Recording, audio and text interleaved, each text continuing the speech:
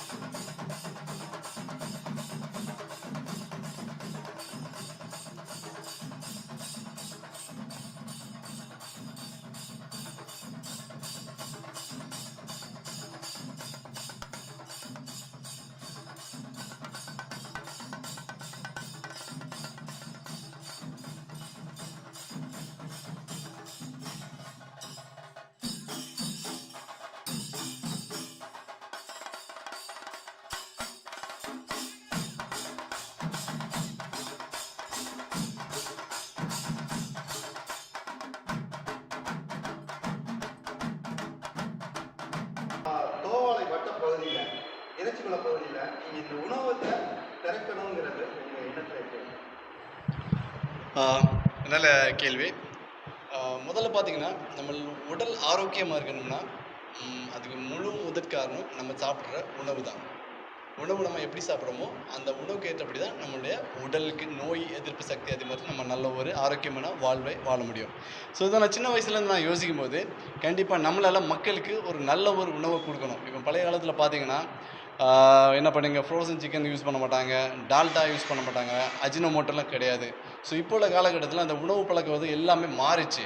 இந்த உணவு பழக்கத்தினால இங்கே ஒரு 10, 15 வருஷத்துக்கு முன்னாடி உள்ள கேன்சர் பேஷண்ட்டும் இன்றைக்கி நம்ம ஏரியாவில் இருக்க கேன்சர் பேஷண்ட் பார்த்திங்கன்னா எண்ணிக்கை ரொம்ப ரொம்ப அதிகம்.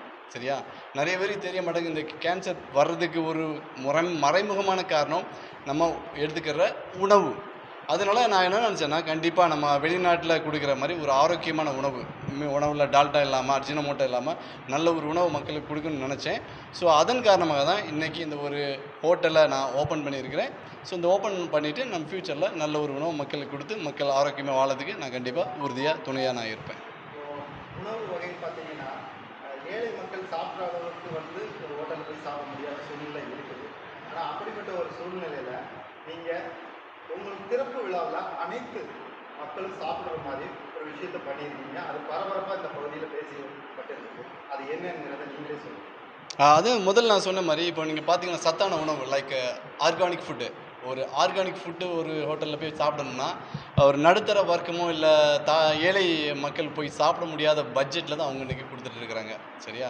அப்போ பணக்காரங்க மட்டும்தான் ஒரு ஆரோக்கியமான உணவை சாப்பிடணுங்கிற ஒரு நிலையில் இப்போ இருக்குது. ஸோ அதை மாற்றதுக்காக தான் நான் இப்படி ஒரு ஹோட்டலில் போய் ஓப்பன் பண்ணி நல்ல ஒரு எல்லா மக்களும் வந்து சமமாட்டு வந்து சாப்பிட்றது மாதிரி ஒரு ரெஸ்டாரண்ட்டை இன்றைக்கி நம்ம தொடங்கியிருக்கோம். இந்த ரெஸ்டாரண்ட்டு எல்லா மக்களுக்கும் சமமாக தான் எல்லாத்தையும் கொடுக்குங்கிறத நான் கண்டிப்பாக நான் இந்த இடத்துல நான் உறுதியை நான் படுத்திக்கிறேன். இன்னைக்கு ₹1 என்ன வாங்கலாம், ஒரு கடல மிட்டாய் வாங்க கூட முடியாத சூழ்நிலையில் ₹1 அந்த சப்ஜெக்டில் இந்த உணவை கொண்டு வந்து கொடுக்குறேன்னு சொல்லியிருக்கீங்க. இது எப்படி உங்களுக்கு சாத்தியப்படும்? அதாவது இதில் லாபம் இருக்க வாய்ப்பே இல்லை. இது எதனால உங்களுக்கு? சரி, நாங்கள் ஆக்சுவலாக விஎன்ஆர் ஃபவுண்டேஷன் அறக்கட்டளை ஆல்ரெடி நாங்கள் நாஞ்சில் விஎன்ஆர் அறக்கட்டளைன்னு வச்சுருக்கிறோம். நீங்கள் இப்போ ₹1 ஃபுட்டுன்னு சொல்கிறீங்க. நாங்கள் எத்தனையோ பேருக்கு காசு வாங்காமலேயே நாங்கள் ஃபுட்டு கொடுத்துருக்குறோம். சரியா? உணவு கிடைக்காம கஷ்டப்படுறவங்களுக்கு இன்னும் நாங்கள் கொடுத்துக்கிட்டு தான் இருக்கிறோம். சரியா? அதனால் அப்படிப்பட்ட ஒரு சேவை பண்ணிக்கிட்டு இருக்கிற எங்களுக்கு ₹1 வாங்கிட்டு ஃபுட்டு கொடுக்குறது பெரிய விஷயம்லாம் இல்லை. அதனால் ஒரு மக்கள் சந்தோஷமாக இருக்கட்டுங்கிறத இந்த ஒரு ஆஃபர் நாங்கள் வழங்குகிறோம். சரியா? ஸோ ஃப்யூச்சரில் இந்த ஹோட்டல் வந்து இதனாலுமே வளர்ந்துச்சுன்னா அதுவும் சந்தோஷம்தான். உங்களோட இந்த மக்கள் சேவை பணி, அதாவது உணவு, தனி ஒருவனுக்கு உணவு இல்லை என்றால் ஜெகத்தினை அழைத்து கூட சொல்லியிருக்காங்க. ஆனால் எல்லா மனிதனுக்கும் உணவு கிடைக்கணும்னு ஒரு அற்புதமான ஒரு விஷயத்தை பண்ணியிருக்கீங்க. இதுக்கு கஜா டிவி மற்றும் ஊடகத்துறையின் சார்பாக வாழ்த்துக்கள். நன்றி நன்றி நன்றி. இந்த பகுதியில் பார்த்தீங்கன்னா உங்களோட நண்பர் வந்து ஒரு ஹோட்டல் ஆரம்பிச்சிருக்காரு. இப்போ ஒரு நண்பர்களுக்கு வந்து கூட இருந்து அறிவுரை சொல்லுவாங்க. இன்னைக்கு பல கோடி பிஸ்னஸ் நிறைய இதில் போடலாம், அது நல்ல லாபம் இருக்குது. இந்த துறையில் வந்து அவர் இறங்கியிருக்கிறதுக்கு நீங்கள் கண்டிப்பாக எந்த வகையில் ஒத்துழைப்பு கொடுக்குறீங்க? அவர்கிட்ட உங்களோட ஆதரவு எப்படி? இந்த துறை சிறந்ததா? மட்டுமல்லாது எல்லா விதத்திலையும் விஎன் ராஜன் சகோதரர்களுக்கு நாங்கள் ஒத்துழைப்பு கொடுப்போம். ஏன்னா எனக்கு அவர் மனித நேயர். விஎன்ஆர் அறக்கட்டளை மூலமாக அவர் பல விஷயங்கள் செஞ்சுக்கிட்டு இருக்காங்க. அதனால் அவருக்கு எல்லா விதத்திலையும் நாங்கள் ஒத்துழைப்பு கொடுப்போம். ₹1 சாயா, ₹1 புரோட்டா, ₹50 பிரியாணி, இது நிறைய விஷயங்கள் இது ஹோட்டல் மூலமாட்டி நிறைய விஷயங்கள் நல்ல விதத்தில் செய்துக்கிட்டு இருக்காங்க. அவர் ஒரு மனிதநேயர். இது லாபத்துக்காக வேண்டி அவங்க தொடங்கல. அவர் மஸ்கட்டில் சம்பாதிச்ச பணம், படித்தவர், மனிதநேயம் எல்லாம் இருக்குது. அவர் செய்யக்கூடிய விஷயம் எல்லாம் மனிதநேயம். மனுஷங்களுக்கு உதவி பண்ண முடியாது. அவர் வந்து இந்த ஹோட்டலை தொடங்கியிருக்காரு. இது லாப நஷ்டம் அவருக்கு இல்லை. அதில் வந்து இந்த தொழில் வந்து அவருக்கு வந்து ஒரு சின்ன விஷயம்தான். இன்னும் லாபமாக அவருக்கு நஷ்டமாக அடைஞ்சாலும் இந்த ஹோட்டலை வந்து நல்லபடியாக வேலைகள் உணவகமாக தான் அவர் மாற்றுவார். பல விஷயங்கள் இன்னும் செய்வார். எங்கள் பூதப்பாண்டி பஞ்சாயத்துக்கு வருங்காலத்தில் வந்து இவரை தலைவராக நாங்கள் தேர்ந்தெடுக்க போகிறோம். அதுக்கு வந்து ஜாதி மதம் கடந்து ஹிந்து, முஸ்லீம், கிறிஸ்தவர்கள் ஒற்றுமையோடி தம்பி ராஜனை வந்து நாங்கள் வந்து தேர்ந்தெடுக்க போகிறோம். அது திமுகவுடைய ஆதரவு அவருக்கு உண்டு. எல்லா தலித் மக்கள், நாடா சமுதாயம், முஸ்லீம் சமுதாயம், எல்லா சமுதாய மக்களும் நிச்சயமாக அவருக்கு ஆதரவு கொடுப்பாங்க. காரணம் என்னன்னு அவருடைய நேர்வழி மனிதநேய வழி. அதான் இதில் வந்து ராஜன் அவர்களோட நிறைய இன்டர்வியூவை நாங்கள் பார்த்துருக்கோம். சரி சொல்லு. அவரோட பொது மேடையில் அவர் ஒன்று சொல்லுவாங்க. அதை இப்போ சாத்தியப்படுத்திக்கிட்டு இருக்கிறாருங்கிறது எங்களுக்கு தோணுது. அதாவது ஒருத்தனுக்கு மீன் பிடிக்க கற்றுக் கொடுக்குறாரு. ஆமாம், அதை அவரே சொல்லணும். சொல்லுங்க.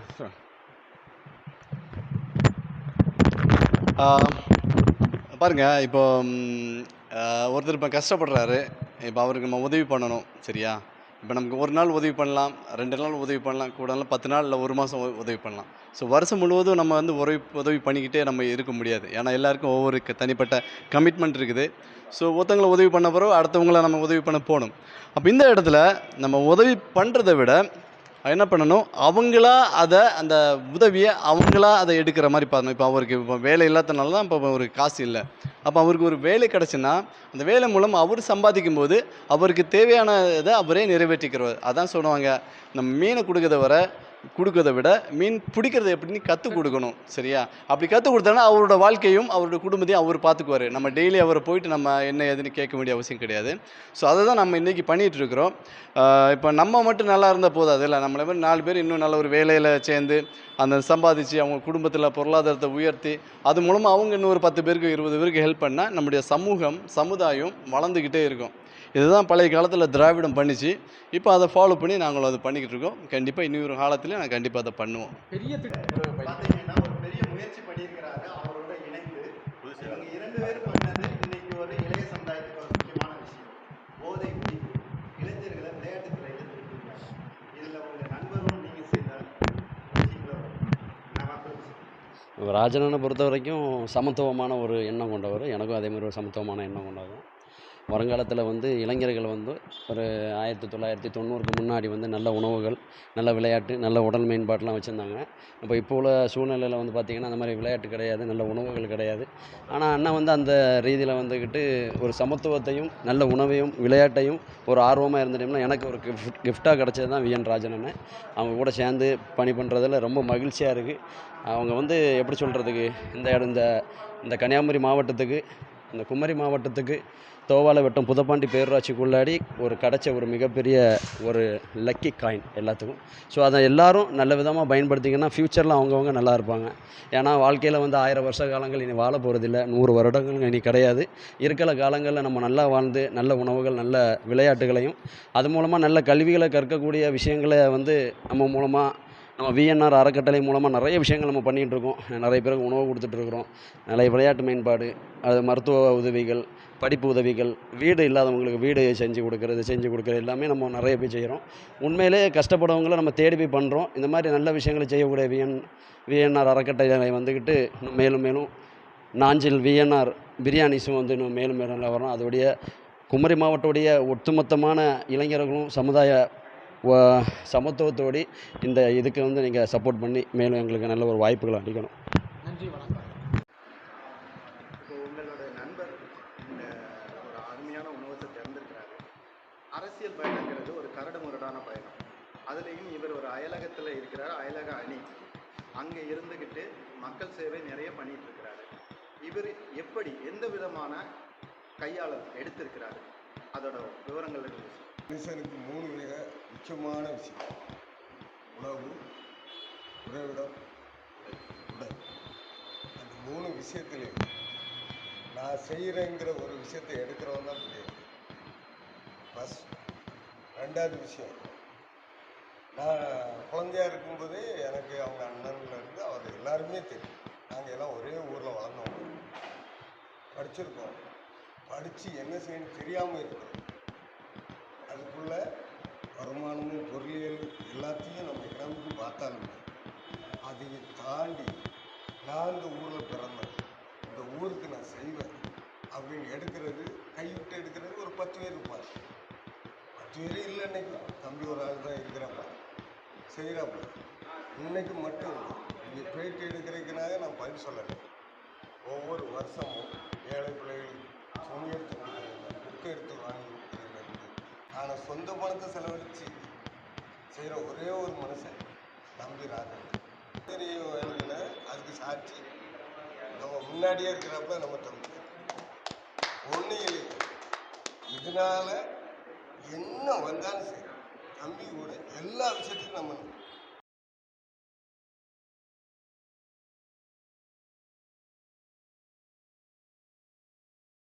உங்கள் தொழில் சிறக்கவும் தொழில் நிறுவனங்களின் விவரங்கள் மக்களிடம் கொண்டு செல்ல கஜா டிவி நம்ம ஊர் வணிக தகவல் நிகழ்ச்சியில் விளம்பர தொடர்புக்கு 9659520537. மக்கள் நலனுக்காக சேவையாற்றி வரும் கஜா டிவி தொடர்ந்து சேவையாற்ற லேப்டாப் மடிக்கணினி நன்கொடையாக வழங்கலாம்.